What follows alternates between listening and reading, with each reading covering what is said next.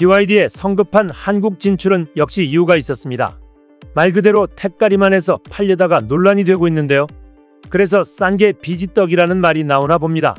최근까지 불거지며 터져나오는 BYD의 한국인들을 기만한 만행들에 대해 자세히 알아보겠습니다. BYD가 국내에서 선보인 첫 전기 승용차 아토3의 글로벌 모델보다 작은 디스플레이가 들어간 것으로 확인됐습니다.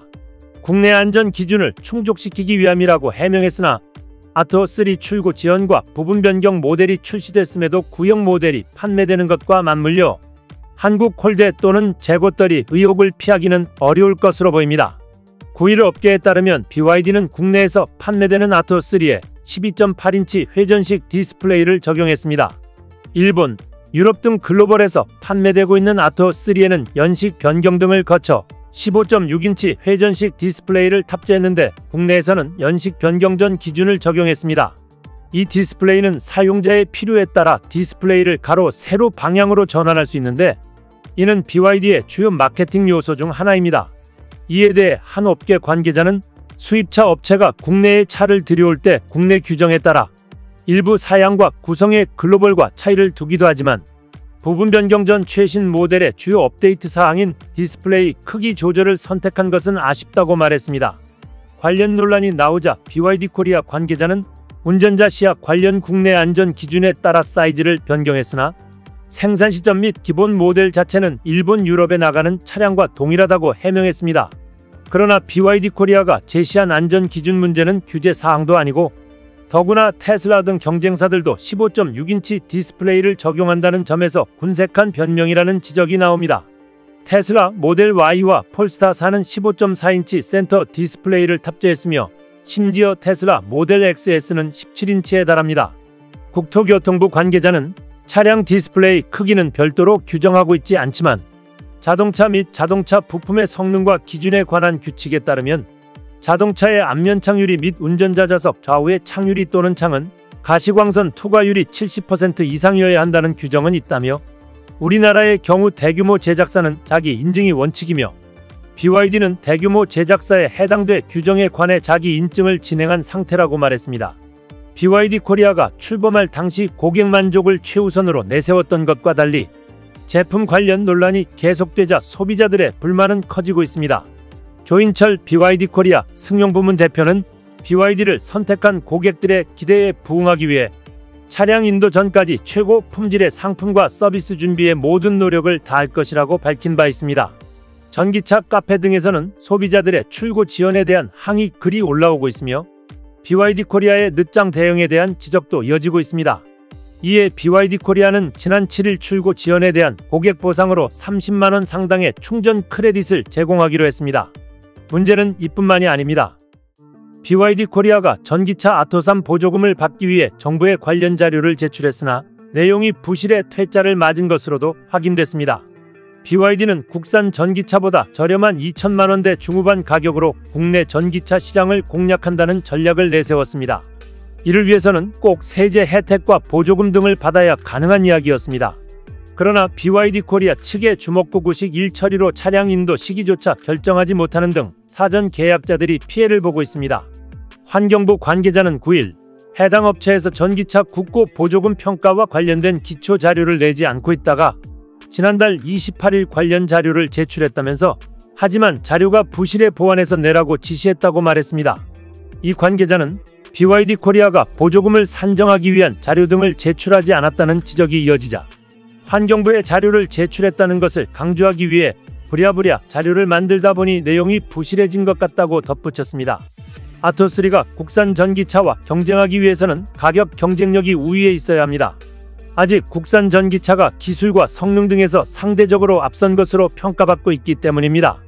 현재 아토3의 국내 판매가는 기본 모델이 3,150만원, 플러스 모델은 3,350만원으로 책정되어 있습니다. 이는 전 세계 출시 가격 가운데 가장 낮은 수준입니다. 여기에 세제 혜택이 주어지고 정부와 지자체 전기차 보조금까지 합하면 2천만원대 후반대에 구입할 수 있어 3천만원대 초중반대 가격인 기아 EV3 등과의 경쟁에서 유리해집니다. 하지만 보조금과 세제 혜택 대상에 포함되려면 환경부의 전기차 보조금 지급 심사 기준을 통과해야 하고 산업통상자원부가 고시하는 환경친화적 자동차에 등재돼야 합니다. 특히 올해부터는 환경부의 전기차 보조금 지급 심사 기준이 강화돼 배터리 충전량 정보 기능을 탑재한 전기차에만 보조금이 지급됩니다.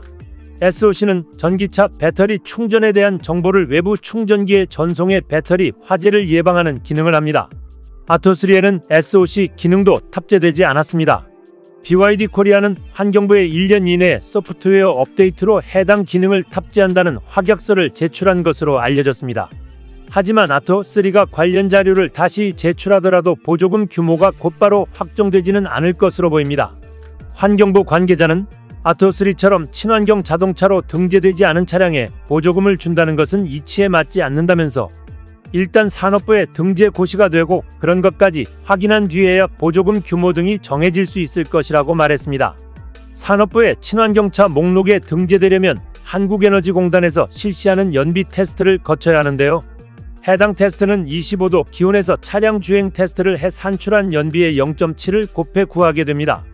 아토3의 경우 중 대형 승용 자동차로 분류돼 연비가 3.7km/kWh 이상 돼야 환경친화적 자동차 요건을 충족시킬 수 있습니다. 아토3는 현재 관련 테스트를 마친 것으로 알려졌습니다.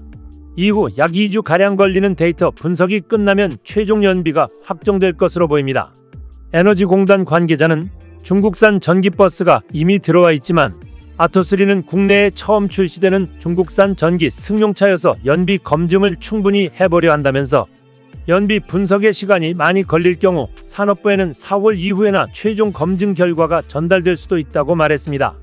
BYD 코리아는 당초 아토3를 지난달 중순부터 인도할 것이라고 사전 계약자들에게 밝혀왔습니다. 하지만 친환경차 등재가 4월 중순으로 미뤄진 데다 지자체 보조금은 지자체가 결정하고 있어 아토3 최종 보조금은 5월 이후에나 확정될 수 있다는 관측도 나옵니다. 아토3 계약자들은 차량 출고 지연에 따른 불편을 호소하고 있습니다. 일부 전기차 동호회 등에는 보조금이 확정되지 않은 것에 대한 불만이나 불안감을 적은 글들이 수시로 올라오고 있습니다. 특히 지역에 따라 지자체 보조금 예산이 소진된 곳도 있어 불안함을 토로하고 있습니다. 한 전기차 동호회 회원은 보조금이 없어지면 가격이 더 올라갈 수 있어 걱정이라며 처음부터 인증과 보조금 문제를 해결했어야 하는데 성급하게 한국 시장에 진출해 소비자들만 피해를 보는 것 같아 아쉽다고 말했습니다. 또 다른 회원은 보조금이 얼마가 될지 알 수 없으니 답답하다면서 빠른 출고를 희망했습니다. 이에 더해 아토3는 사이버 보안 우려라는 암초까지 더해진 상태입니다. 개인정보보호위원회는 지난 7일 국내에 진출한 BYD 개인정보 이슈가 제기됨에 따라 BYD를 포함한 스마트 자동차 분야에 대한 실태 점검을 조속히 진행할 계획이라고 밝혔습니다.